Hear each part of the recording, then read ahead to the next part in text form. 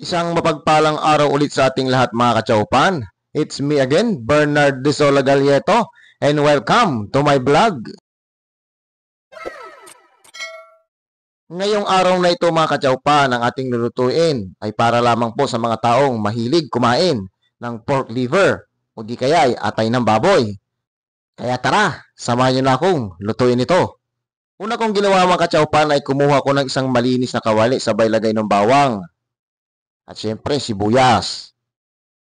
Kasunod yan mga kachaupan, isang pamintang durog, seasoning, at syempre, oyster sauce.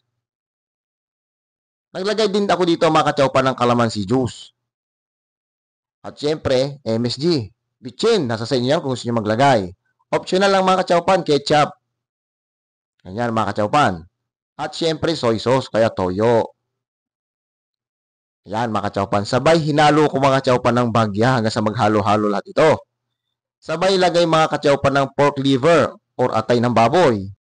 Siyempre, hahalo-haluin natin yan mga kachaupan ng bonggang-bongga para lumasa at kumapit yung ating mga nilagay na sangkap sa atay ng baboy. Tatakpan muna natin ito mga kachaupan ng 2 or 4 na oras kasi mamarinate natin or ibababad.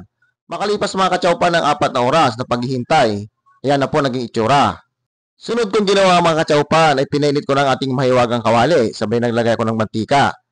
Dahil piprituhin muna natin mga kachaupan yung ating marinated na pork liver. Bahagya lamang mga kachaupan, wag toasted. Kasi alam niyo naman ang ating atay pagka nasusubran sa luto ay natigas po yan. Kaya hinaf cook ko lang po ang pagpiprito dyan mga kachaupan.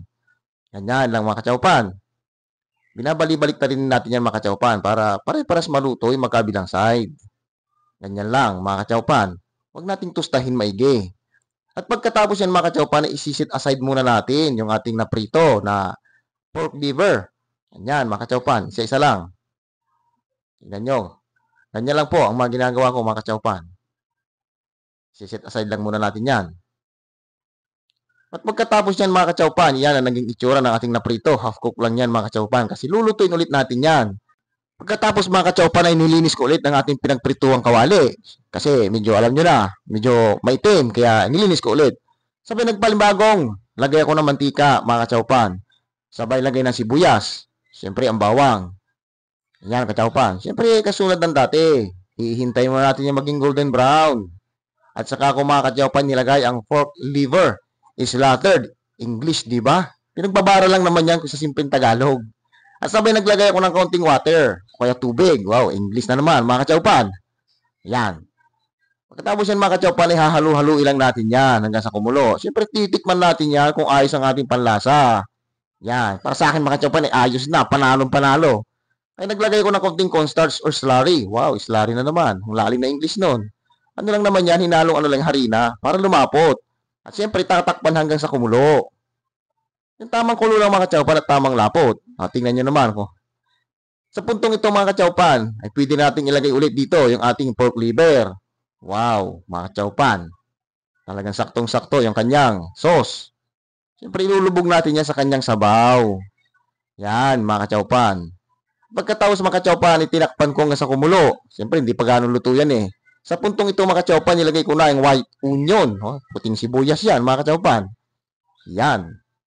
At syempre mga kachaupan, naglagay ko ng kaunting design. Yan, ang ating spring onion. Diba? Sosyal. Napakasosyal ng ating tinatawag na pork liver stick.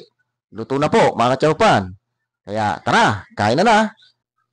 O diba kachaupan, napakabilis ng lutuin ng ating menu ngayon. Sa susunod mga kachaupan ay kakaibang luto naman ang ating gagawin. Syempre, kung saan tayo makakatipid at kung saan tayo makakamura dahil sobrang mahal ng bilihin ngayon. Kailangan talaga nating i-budget lahat. At kung bago ka lang kachaupan sa akin channel, huwag mong kalimutang i-like, share, and subscribe para malaman ko rin kachaupan kung hanggang saan na nakakarating ang video ko. Kaya maraming salamat. Bye-bye!